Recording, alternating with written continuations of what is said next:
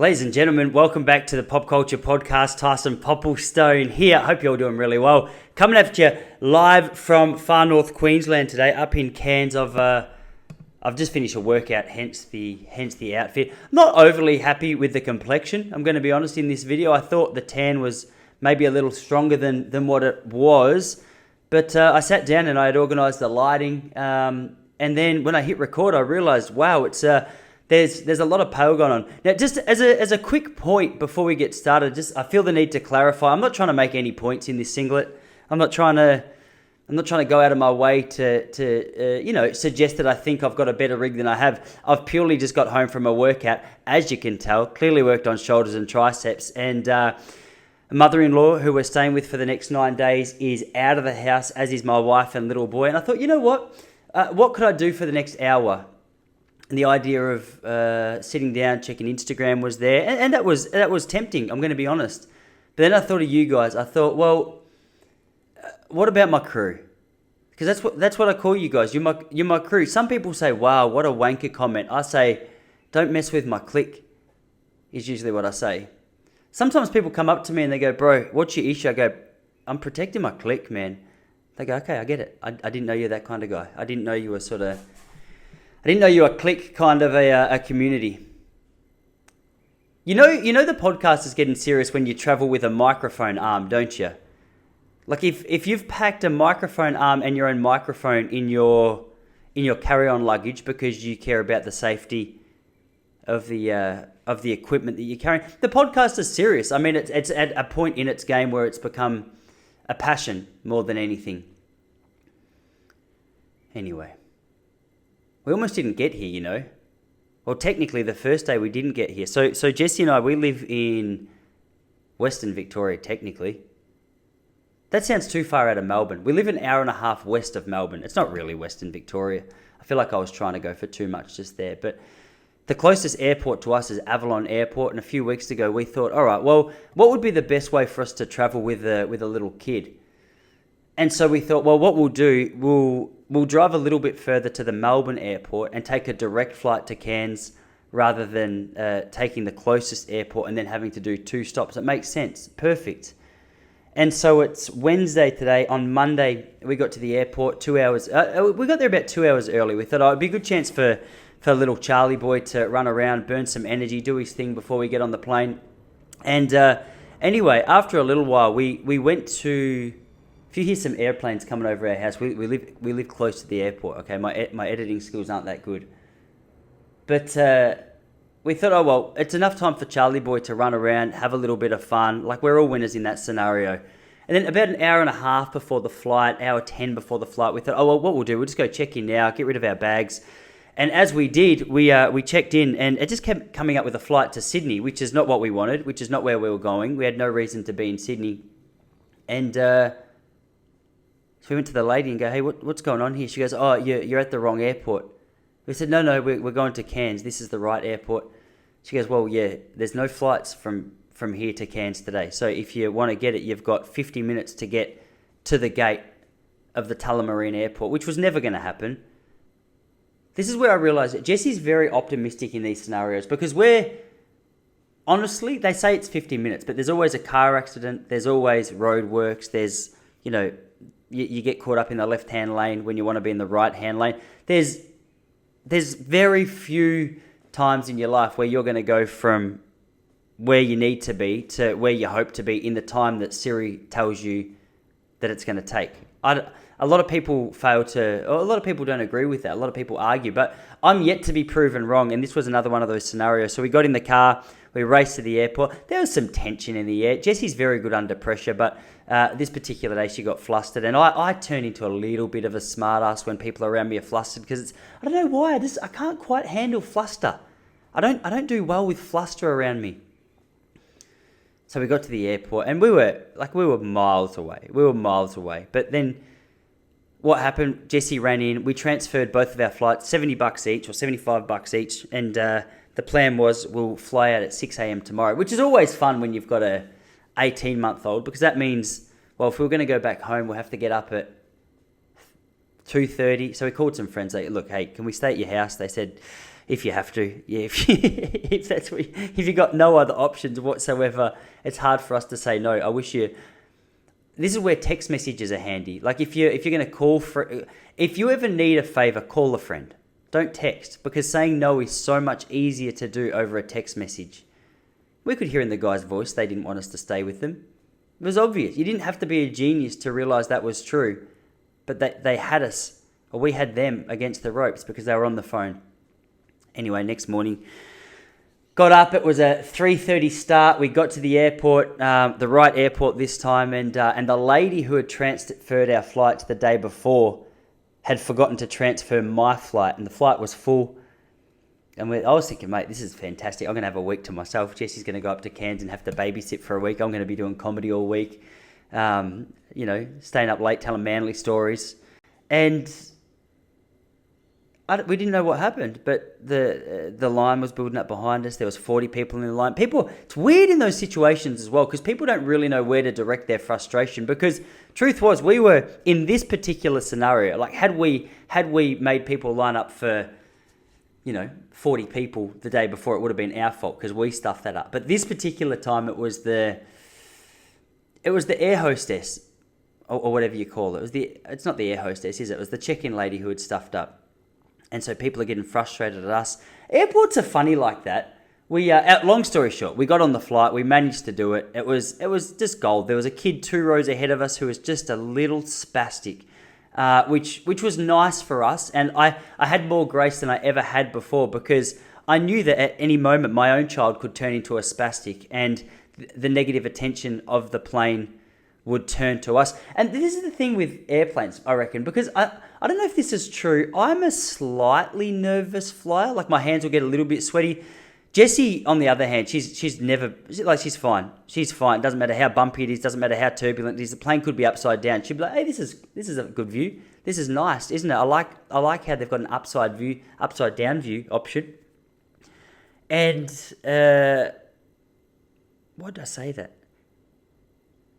Yeah, because we're coming into land, and I feel like takeoff and landing is where the most tension is.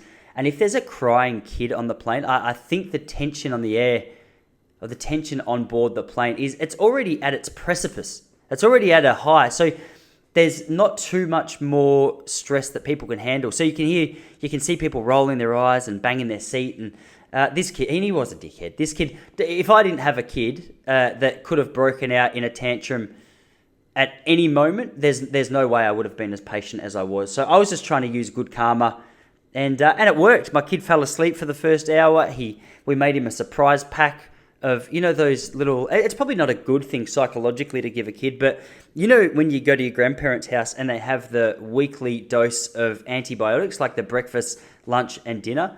So we had one of those for each day of the week, and Jesse had just packed little surprise packs in there. My kid's got the weirdest taste as well. He's got the weirdest taste. I think Jesse's done a good job. Maybe it could be the Mediterranean blood that's running through him, like the Eastern European blood, that Macedonian blood that's running through him. But he's like one of the options was chili and garlic olives. Even I haven't developed a taste for those just yet. My palate isn't quite accustomed to the severity of that flavor. And so I smelt it. I thought that's too much. And the next one was a smoked salmon option. I thought, this is embarrassing. Parents around us, like, just give him a chocolate, you cockhead. Just give your kid a chocolate and watch how happy you are. Stop with this garlic and chili olive option. Let your kid live. But he loved it. He didn't like his Vegemite crackers, which was fine. I didn't really rate them either. Didn't think they probably deserved the opportunity to get in there. But hey, we got here. All is good. All is good. Now we've got 10 days till we fly back down, and I'm hoping he does a repeat of his behaviour from the way up, because it was just fantastic. It makes you love your kid more when he's not being a spastic in public.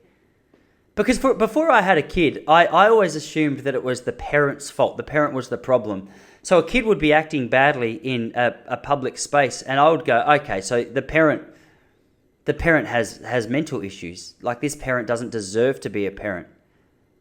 Do you ever get that? Like, who do you blame? And now I'm a parent, I can't do that, because I class myself as a good dad, and my kid still has freakouts in public, and I go, well, I can't let go of the idea that I'm a good dad. Surely I'm not the problem here. Surely it's the kid. I would never call my kid a retard in public, but sometimes the way he acts, there's no, like if you're allowed to say that word publicly, I think that's the only description that you could offer him. And so I've got more grace for parents, but less grace for kids, I think, which is the reverse of what's supposed to happen when you have a kid. To be honest, I look at the way that adults behave as well. Look at the way that adults act. Airports are funny because they're such a highly emotional place. I saw a guy yesterday. I don't know exactly what was happening. He was probably frustrated because he was caught behind us in the line. But he was trying to check in his oversized luggage. He had to check in his baggage, and things weren't going well. This guy was 45. He was with his wife. Things didn't quite work out, and he kicked that baggage wheel. It's not called a baggage wheel, is it? What's it called? The luggage belt. So he kicked that. And my favourite thing in those situations is to watch the response of the wives, to watch the partner react, just in pure embarrassment. Because I have many of those moments in private where Jessie will see that, and I'm embarrassed just to be around her. But when it happens in an airport around a few hundred people, you've got to go, come on, like you've got to hold that together. Not as easy said than done though. My kid's gone through a phase where he pulls my hair, and last night when no one was looking, I thought, well, stuff it. I'm going to pull his hair back. So Jessie always says to me, and it makes a lot of sense, she goes, look, if you've got a kid who's hitting, it doesn't make sense to smack because you're smacking them for doing what you don't want them to do. So what kind of an example is that? And I go, well, it makes a lot of sense when you're not emotional. But last night I was sitting on the beanbag down here, my kid walked out and pulled my hair. I thought, get stuffed, no one was watching. I pulled his hair back, he started crying, went up to my wife and said, Daddy, because he hasn't got words yet, so I can get away with stuff like that. Daddy, I go, keep talking, dickhead. Like, what did I do? Tell mum what I did. Yeah, good luck to you. He starts doing the actions like, Dad, pull. She goes, Dad, did you pull Charlie's hair? I was like, yes, he's bloody lying again. How does he even lie when he doesn't have words? She goes, you pulled his hair. Baby's 18 months old. He doesn't understand that yet. You're 35. I go, oh, all right, okay, apparently racism's a problem. Sexism's a problem. Oh, what, all of a sudden ageism is okay? Expect a higher level of, I don't know, parenting ability based purely on my age? What kind of a theory is that? Is what I said.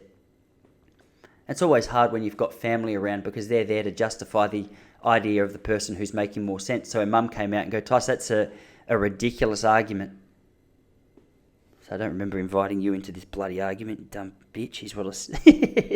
I didn't say that. I've got to keep looking over my shoulder because if they walk in that door... Do you know, I tweaked my neck the other day at the gym. It's so embarrassing when you tweak your neck because all week, you know when you see an old man or an old lady who like they've just lost that range of movement throughout their neck, just walking down the street and you go, hey, look at that, there's a beautiful bird over there, and they can't just go like, well, I can't do the example now because my neck is tweaked, but they've got to turn the whole body. It's like they should have committed to yoga at a much younger age. But problem is I tweaked my neck doing yoga the other day, so my theory is faulty.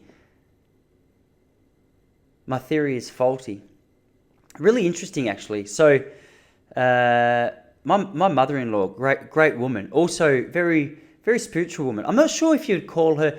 I thought she was Jewish. That's what I thought she was. She's been on a little bit of a journey the last few years. I thought she was a Jew, and a Messianic Jew. Like she was a Christian a while ago, and then I'm not sure what happened, but there was some tension there. The denomination wasn't quite right, or she had an argument with someone and all of a sudden she realised that it wasn't for her.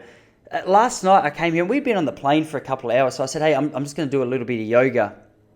And she said to Jessie, hey, maybe don't, like, is it yoga? Like, is he doing chants and prayers and meditation and stuff like that? I go, well, no, I'm not. It's more stretching. She's like, all right, can we just call it stretching then? Because the idea of bringing yoga in here is sort of not what I'm about. I don't really like that energy. And I thought, I don't know, it's weird, the world of spirituality, because people have such different ideas, especially in the West at the moment. If you don't do yoga, like, you're nowhere near woke. And you've got to be a tiny bit woke, especially as a Melbourne boy. You can't just be walking around totally asleep. You got to lean into the, what do they say? Is it lean into your privileges? I don't know what they say. I can't take it too seriously. It doesn't make sense to me, really. And maybe it's because I'm not woke. Maybe I'm still asleep. Some of the videos I watch on Instagram prove that I'm asleep, I reckon, because I laugh at things that a 35-year-old guy shouldn't laugh at. Jessie will come into the room and I'll be pissing myself laughing. She'll go, "Oh my gosh, babe, like this must be so funny. What is it that you're watching?" And I'll show her and she'll go, you know what, you're even more immature than I thought you were. I'll say, "Well, that's hurtful." She goes, I'm not that worried about your emotions on this situation. I just wish you would grow up now that you're a father. I said, "Well, I feel like this kind of pressure that you're bringing my way, it actually makes it harder for me to grow up because especially what gives it away is when she says, 'Why don't you grow up?' I say, 'Why don't you grow up?' Once you start throwing back the insult or the question that's being asked of you, I think that's a pretty clear sign that you're not as mature as you need to be. Like, when you're in primary school and someone says, 'You're an idiot,' and you go, you are? You go, 'Well, that's okay. They're grade 3. Let them go.' 'Your mum's fat. Your mum's fat. My mum's dead.' Oh shit, I've gone too far. I didn't know. Sorry, Pete. What happened to her? She's attacked by a crocodile. Oh fuck. Shit. I'm so sorry. But it's too late. He's already gone and told Mr. Valan. I go, was she fat before she died? No wonder the croc ate her, the big fatty boomba. That's so hurtful. But that's the thing. Emotions are dangerous like that because you'll say things that you wish you weren't. Even in the moment, like if Jessie and I are having an argument, or if anyone's having an argument with me, or I'm having an argument with them, even if we're arguing together, if they say something that's hurtful, all of a sudden I lose all care about their emotional state. I just want to win the argument is my goal. If I can win the argument, I win the situation. And then I always leave and I'm like, wow, I can't believe I punched that guy in the ball sack and called his mum a whore. That was too much. She's lovely. I know his mother. And she was there at the table while I said it. Sorry, Pat. But that's the kind of thing you've got to deal with. This is why meditation's important, because you've got to learn to be able to deal with those difficult emotions that go through your mind and not vocalize them, I think is the thing. So once you start vocalizing them, that it's a problem. You got to suppress it.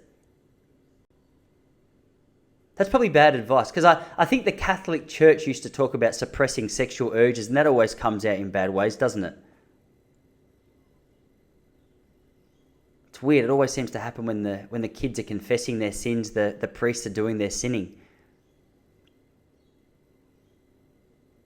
Man, I think anything suppressed is actually bad. So I'd like to take back what I said. Maybe just learn to vocalize your frustrations in a way that's not so offensive. That's I reckon a healthier take. If you can have a healthier take like that, I think your whole life's going to be better. If you can avoid calling someone a slut or abusing their mum during the middle of an argument, especially if it's about something small like which team will win the AFL Premiership this year, there's no need for that to get to a point where you start abusing the other person. I remember a few years ago, it was 2008 actually, just before I got myself all in a relationship with, I don't know why, I watch too many American people and every now and then I'll slip into an American accent. I did it on purpose, but it always just sounds so wanky, I reckon. A few years ago I went on a road trip with my best mate Jocka. Where did we go? We went up to the Gold Coast and we'd spent a week, in fairness, together before we left because his dad lives out on a massive property and for the week we had to clean up the property. We had to go and pick up sticks and I'm not actually 100% sure what it is. It's what the purpose of it is. Maybe it makes it easier to mow or maybe it's better for the fields. But we had to go and pick up sticks and we were going... That's actually a legitimate way to use the word faggot, isn't it? You can use the word faggot because that was the original meaning of a pile of sticks. Maybe you probably shouldn't use that word anymore just because of the connotations that it has to it. So I'd like to apologise to anyone who's offended by that word, but also not. I would also like to retract that apology because it doesn't mean what you're upset about what you thought I meant when I said it. This is my problem when I argue. I get tongue-tied on my words. I'm arguing right now with you and I don't even know if you're angry at me. Not even 100% sure if you're mad, but if you are, I want to maintain our friendship. So I sincerely apologise. What was I saying? Oh, yeah, we went on a road trip and spent that time together, cleaned up the field. His dad paid us $700 each, like a legend, a week's work. I mean, we were working hard. But then we got in the car together and we're like, far out, like we're already a bit sick of each other. How's this going to work? And then the conversation around the Olympic trials, this is how petty it was. The conversation around the Olympic trials in the US came up and we disagreed on how a US Olympian should qualify. So I think in order to qualify, you not only have to have the time, but you have to, if you don't finish within the top 3 at the actual trials, well, you're not going to the Olympics. And I can't remember what side I took, which is probably evidence that it wasn't an issue to get passionate or as passionate about it as what I did. But I started abusing him based on his opinion. And I mean, we're an hour into a 15-hour trip and it's so awkward that, because there's nowhere to hide. I just put my sleep visor on. I thought, no, stuff this guy. I'll just play that grade 1 trick. If you can't see me, I can't see. If I can't see you, you can't see me. He could see me. He just kept saying things like, Tyson, you're being ridiculous. Yeah, I can still see you. I was like, mate, you can't. Just focus on the road. Why are you looking at me? And he's like, I cannot believe how petty you are. He goes, can you pass me a muesli bar? I was like, you're not having another muesli bar, Jocker. You've already had 2. This was us. We're like a little married couple. And plus, I can't see where the muesli bars are. I've got an eye shield on, you cockhead. I don't know how we managed to have such a good trip, that trip, because it started off rough. I think the thing with a good relationship, and me and Jocko have a good relationship, it's the same with me and Jesse, is you've got to get over it. You have to. And I think the way that we got over it was once we got out of the car, he's 6'4" and a lot bigger than me, which is hard to believe based on the width of my shoulders right now. But 6'4", a lot bigger than me. He just came up and forced a cuddle on me. He doesn't cuddle a lot, so I knew that he was sorry. But he had nothing to be sorry for. I was the problem. But his hug was proof that he had accepted the apology that I hadn't given him. We had a couple of arguments that trip, actually. Because what are those things called where you're attached to 2... It's like a show. Like if you go to the show, they've got 2 massive elastic bands. They're not elastic bands. They're like bungee cords. And then there's a capsule. You're sitting here. Is it like cannonball or something? I didn't want to do it because it was so scary. I just had no interest in it. I was like, no, 100% the rubber bands, whatever they're called, the rubber bands are going to break and we're going to shoot into space, fall down, and we'll be on the news that night because he'd survived and I'd died. Somehow my seatbelt. My mind races in those moments. I start thinking worst case scenario, which doesn't help. And so we got in an argument about that. I was like, I don't have any money. He's like, I'll pay for you. I was like, you don't have any money. He's like, no, it's all right. I'm going to the casino. I'll win some. And I was like, that's not how the casino works. No joke. He went to the casino, won $200, came back, and he'd already paid for our tickets. And I was like, you know what? There's nothing about this trip that I enjoy. Your company, this ride, your attitude. It didn't matter. He made me go on. As I said, when you've got a friend who's that big, how do you argue? I was in the peak of my distance running career at the time, and there's not really any way that you can wiggle your way out of that.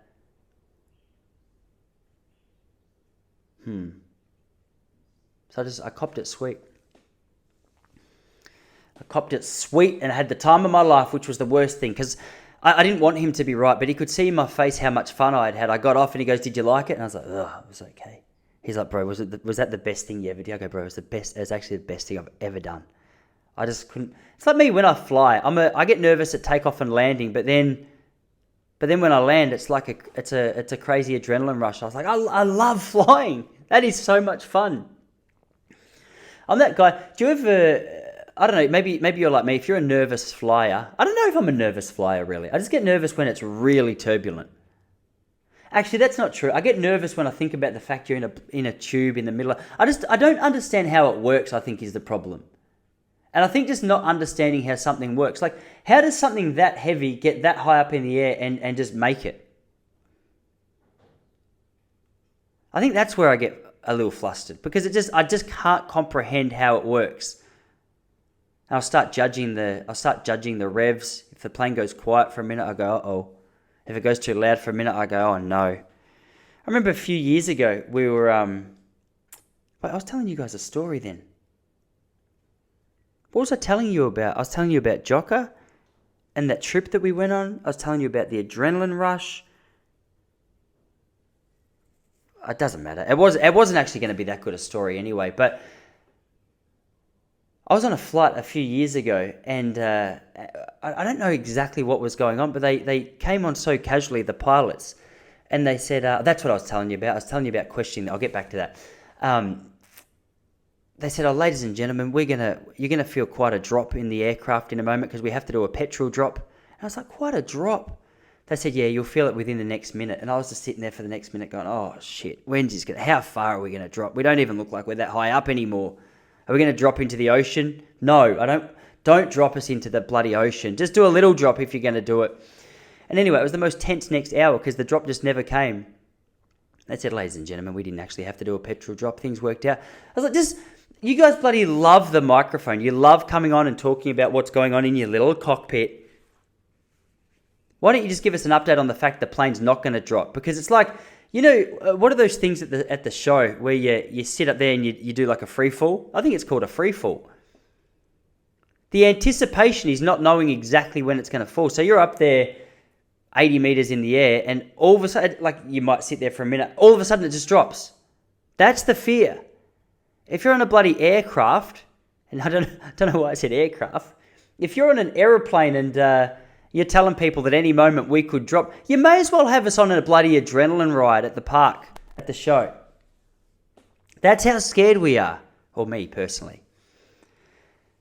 But I'm that kind of guy that whenever there's a pilot around, I always like to ask questions around what's going on. Like I'll ask if they ever get scared. I'll ask, what is turbulence? There's a website dedicated to this, which I probably should go to because, my good mate Andy, his wife, controversial, is a pilot. I say controversial because do any of us really want a woman flying our plane? It's just a question. I'm just saying. I'm not saying I feel that way. I'm just saying they should be back where they belong. Laying bricks. That's the thing. You can't judge a pilot based on colour, on sex. You have to judge them on skill. As long as they get you to where you need to be, they're a good pilot in my eyes. Actually, so Andy met this pilot. She's a Jetstar pilot, Jamie, absolute legend. And this is true Andy. I know you don't know him, but let me paint a picture for you. Like all through high school, he was a little bit ahead of me. He was miles ahead of me with his ladies game. He knew how to talk to girls. Yeah, he did. He knew how to talk to. He just had I hesitate because he had a different approach to what I had. Is the hesitation. And I say he had a different approach to what I had because quite often he would ask me to take a note to the girl that he liked because I was quite happy to approach them. But he's still a good looking man, but he peaked early. He was if we were sitting next to each other at a cafe and the waitress came across, she would have been more interested in him. I'm sure of it, unless she had like this weird distance running taste where she goes, "Hey, can I see your ribs when you run?" I go, "Yeah." She goes, "That is what I'm into." If that's what she was into, then she probably would have chosen me because he was a lot more bulky, not fat. He was a swimmer. He just had a good amount of meat on him. Without, I'm not a gay man. He had a decent amount of meat on him, and so he got on the plane this one particular time. Saw her in the cockpit because they have the door open at the start, and then at the end they said, "Ladies and gentlemen, I've been your captain, Jamie." Whatever her last name was. So he jumped on Facebook, sent her a message and said, "Hey, a little bit turbulent up there today, wasn't it? Was everything going okay? Everything all right?" And she was like, "Ha, yeah, it was all fine. What's going on?" Ended up going out for dinner, going to a casino. Now they've got 2 kids. I mean, it didn't happen at that speed. I'm not sure what happened on that first date. If his lucky numbers came up, so to speak. But I mean, they did eventually. And I'm glad for him. She's a beautiful woman. They did well together. But flying's changed, I reckon. Flying's changed the last few years. I remember when I was 13 years old, I was flying from Melbourne to Tasmania, and the last 10 minutes, the pilot came up to me and he goes, he didn't come to me. The flight attendant came up and said, "Hey, would you like to go up to the cockpit?" I was like, 100, of course. I would love to go. That's part of I think that's the only reason I fly. And so I went up there and the pilot was talking to me and, he had a certain level of confidence about himself. He was like, "If you work hard in school, you could be a pilot." I'm thinking, I don't want to be a pilot. Sit in this little stupid room for 6 hours, carrying people's lives across a little jump of ocean. Yeah, it's just not my thing. But I'm glad they do what they do. But yeah, 2001 changed that. I reckon once the world saw a couple of planes fly into the building, all of a sudden 13-year-old boys couldn't just go up to the cockpit. And I think there's good reason for it as well. One second, I'll just fix that. Because you've got to start them early. I think anyone who's passionate about any field doesn't have to wait until they're 35 to get started. Like if you're a well-built 13-year-old, you've got the right beliefs, and the pilot lets you in, like as if you wouldn't let your uncle in to do what he wants to do. Mind you, we're starting to talk about some more deeper philosophical. I was going to say spiritual. I'm not sure that it is. Is it? I mean, some people would justify that it is. I don't see the spiritual component to flying planes into buildings. But I guess that could be me. I'm not 100% sure. There's a lot of spiritual things. I still don't really understand speaking in tongues either, and I went through a phase where I started going to a church in 2008, and it was a Pentecostal church, and I walked in and there was some stuff going on there. People were speaking in tongues, and I thought, honestly, I thought they were speaking Latin. I thought they were speaking a language that I just didn't understand. And before you know it, you get a crew that you like around you from that scene for long enough, and you're the weird one for not doing it. Before you know it, you're sitting there spitting out tongues. I mean, I went through a phase, but I never really understood it. I never claimed to either. That's a lie. I claimed to a lot, I think. I used to... I think the way you explain it, I think people say it's a way of using groans to communicate with God, I think is what they say. I don't know, it's weird. I've been out of that church for a while now, so it's hard for me to back up the old me who used to believe it. It's weird as well. Like, the belief in God is an interesting thing, isn't it? Like, I remember once I used to live with one of my best mates. I don't know if he's atheist or he's sort of on the fence a little bit, but he had some good points, and I was like passionate Christian at this stage. I say passionate, I mean more like maybe in your face a little too much. I don't even know if that's true. I'm still trying to figure this out. I need to ask some people I know how I went. My best mate Jocka that I told you about, that I went on a road trip with a few years ago, he said I managed it well, which was good. He goes, I couldn't handle someone who's too in your face Christian. So I mean, I'm passing a couple of tests, but I remember I must have been 19, and I got into a debate with this guy because he was like, well, God can't do everything. I was like, bro, of course he can. Easy. He's like, all right, well, if I cracked my phone screen, could he fix that? I was like, If he wanted to, he could, but he just doesn't want to do that. He's like, all right, what about kids with cancer and that? Could he fix that? I was like, yep, if he wanted to do that, he could do that. And then the more questions you answer, the harder it is to understand. But, I mean, we're not supposed to know everything, are we? It's one of those, I don't want to get too philosophical, too down the... I don't want to get too close to fundamental Christianity in this podcast, because I mean there's a lot of information coming at your ears it's very, very silly. So to make a jump across to the legitimacy of God and the way he operates, I mean, it just seems like a leap for me to make personally. There's people out there that I'd recommend you go and listen to who could do a good job, but I just don't feel like Pop Culture Podcast is the right place, because honestly, like the fact that this conversation, it's not even a conversation. A conversation involves two people. That's very, very bold for me to refer to this rant as a conversation. But let's just call it a conversation to make me feel like I'm not the only one who's speaking, though I am. I hope you're responding. I think the fact that this podcast started just moments ago with me speaking about flying a plane into a building, and somehow we've got to speaking in tongues. It's just the nature of the podcast. You never know where you're going to go is the motto. Never know where you're going to go. See where it takes you. Good luck to you. Anyway, what do you think of this temporary studio? Shit, me too. Because, in fairness to me though, what happened was, so I got home, as I said, I got home from a workout, as you can tell. You probably don't need me to tell you that, because the triceps are looking good, the shoulders are looking broad, and the biceps. Whenever I get too skinny, this bird on my arm, it starts looking like a very small bird. And once it starts looking like an eagle, like now, a little bit, you're in good form. Anyway, I've somehow turned this back to...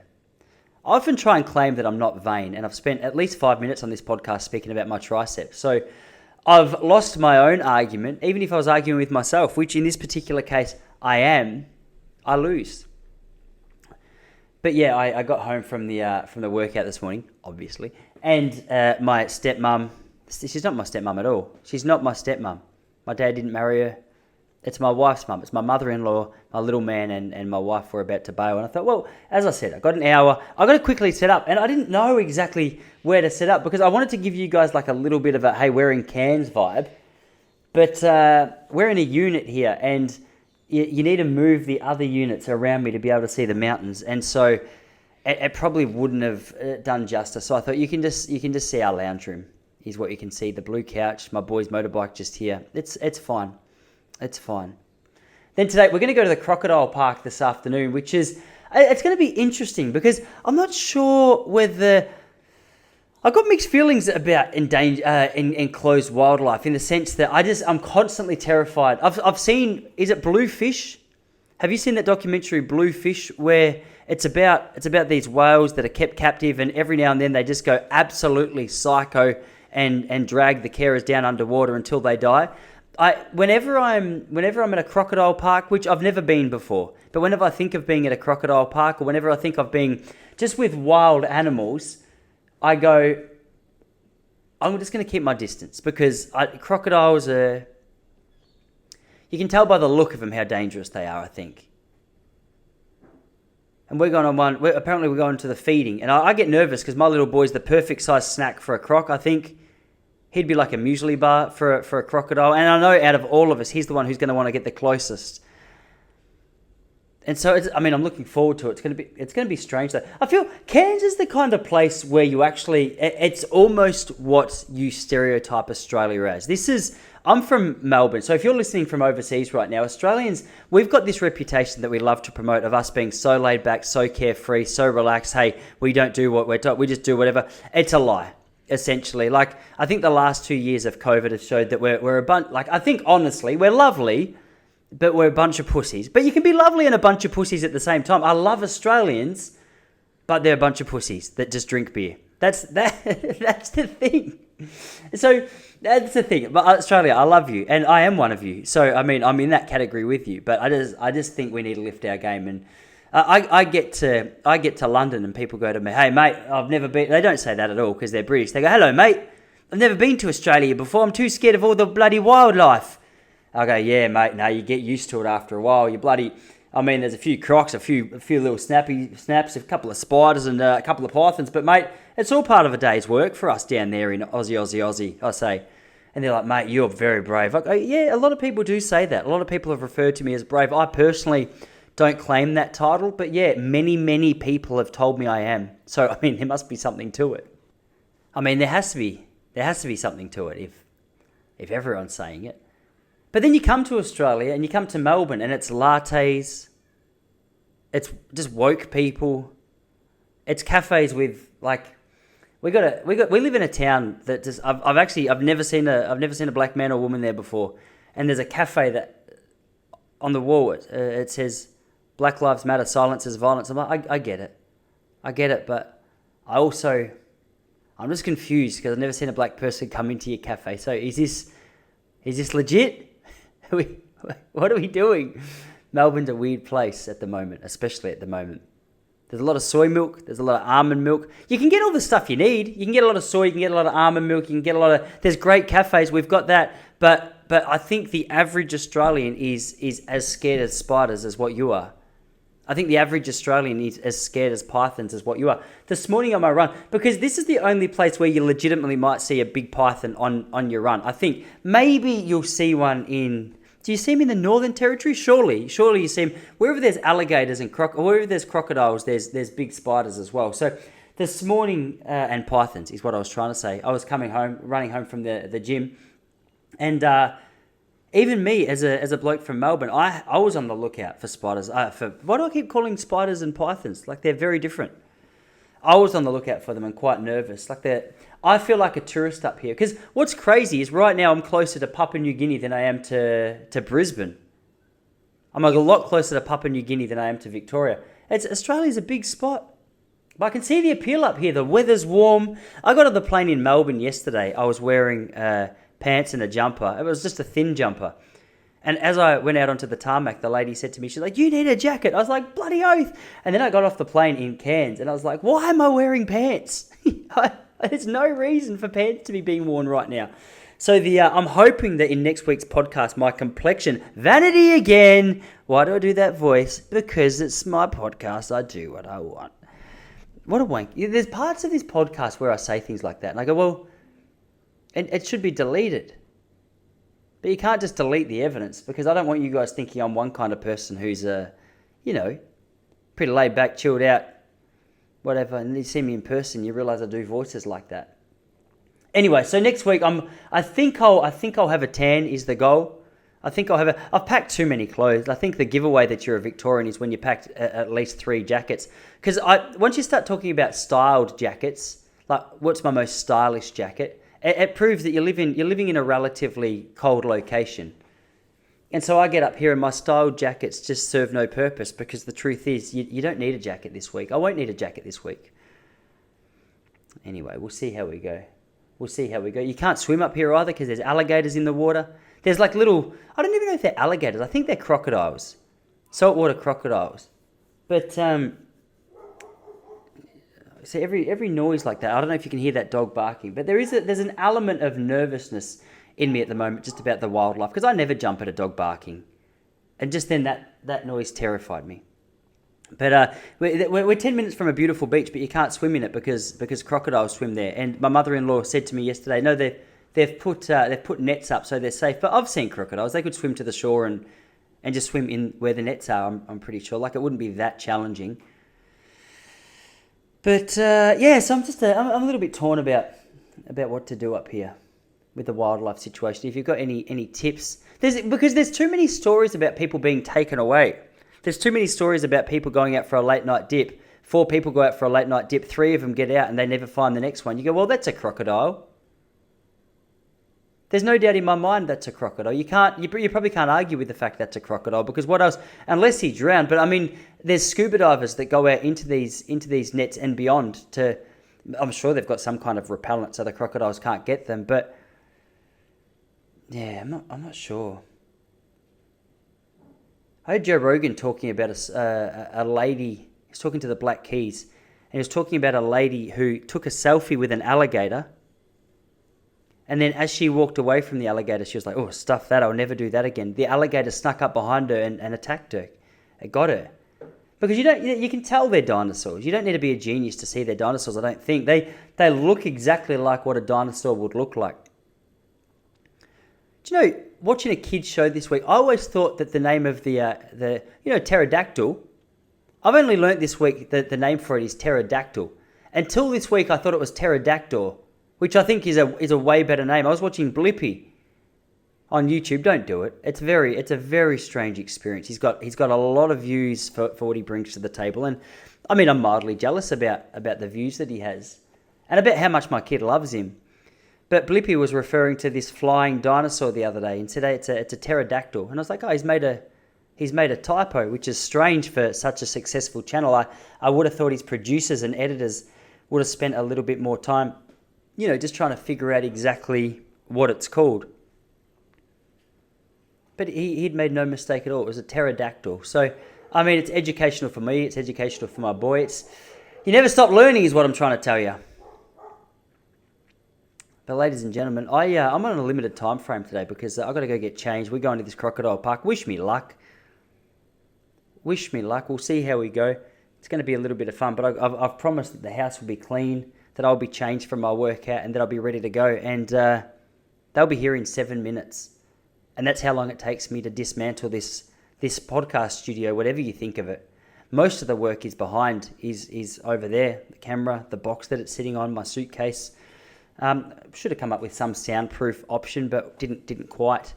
Maybe next week I'll come up with a better location. Maybe next week I'll figure out a way to do this podcast from beneath a palm tree, just to bring a little bit of Cairns to you, so you're not just looking at my mother-in-law's lounge room. But nonetheless, guys, you have a good rest of the week. Much love to you and your family, and I'll see you all again here next week.